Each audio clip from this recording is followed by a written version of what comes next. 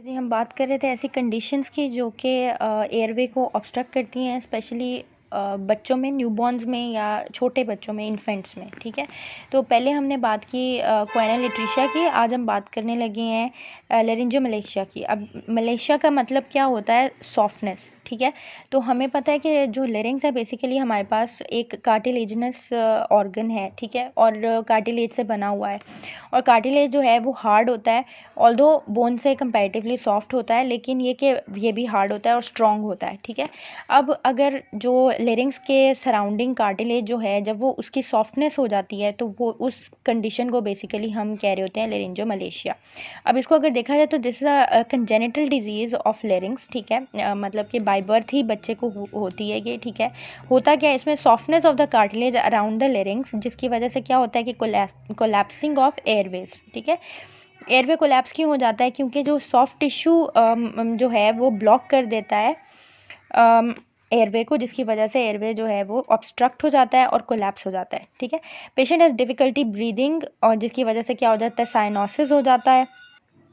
Cyanosis का मतलब क्या होता है कि बॉडी जो है बच्चे की वो ब्लू होने लग जाती है। ठीक है, स्ट्राइडर का क्या है कि भाई हमें पता है स्ट्राइडर होता है बेसिकली एक म्यूज़िकल सी वॉइस आती है जब बच्चा जो है वो सांस ले रहा होता है। It is like a हाउलिंग wind sound. ठीक है, हमें पता है कि अगर हवा चल रही हो और विंडो जो है वो पूरी तरह से क्लोज ना हो, तो जैसी आवाज़ आ रही होती है, that is basically known as stridor. ठीक है, उस टाइप की आवाज़ जो है वो सांस लेने में दुश्वारी को जो है वो जाहिर कर रही होती है। ठीक है, उसके बाद जो एक और सिम्टम ऐसे बच्चों को जिसका सामना करना पड़ता है वो होता है गैस्ट्रोएसोफेजियल रिफ्लक्स। ठीक है, जो कि बड़ी कॉम्प्लिकेशन बना सकता है, क्योंकि अब जो सॉफ्ट टिश्यू है वो गैस्ट्रोएसोफेजियल रिफ्लक्स की वजह से वो डैमेज हो सकता है। ठीक है, जो गैस्ट्रिक कंटेंट आया है लेरिंग्स के पास, अब क्योंकि लेरिंग्स जो है दैट इज़ नॉट मतलब कार्टिलेज नहीं है और वहाँ पे सॉफ्ट टिश्यू है ओनली, तो वहाँ पे जो है वो एग्रावेट कर सकता है। Gastroesophageal reflux can be a complication इन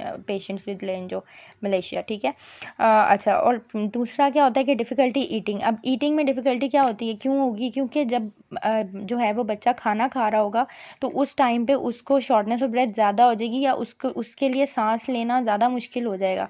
ठीक है, क्योंकि उसके जो ऑब्स्ट्रक्शन है वो इंक्रीज़ हो जाएगी वाइल ईटिंग। ठीक है, तो जिसकी वजह से हम देखेंगे कि वो डिफ़िकल्टी ईटिंग की वजह से बच्चा कम खाएगा, और which can eventually lead to weight loss. ठीक है, या वेट इंक्रीज़ ही नहीं होगा उसका। ठीक है, ट्रीटमेंट इसका जो है ज़्यादातर केसेस में ट्रीटमेंट की नहीं होता रिक्वायर्ड, क्योंकि माइल्ड केसेस होते हैं तो उनमें रीअश्योरेंस, और आप अगर देखते रहें पेशेंट को कि वो मतलब if the patient getting along well with the symptoms, तो आपको पेशेंट को ट्रीट करने की ज़रूरत नहीं होती।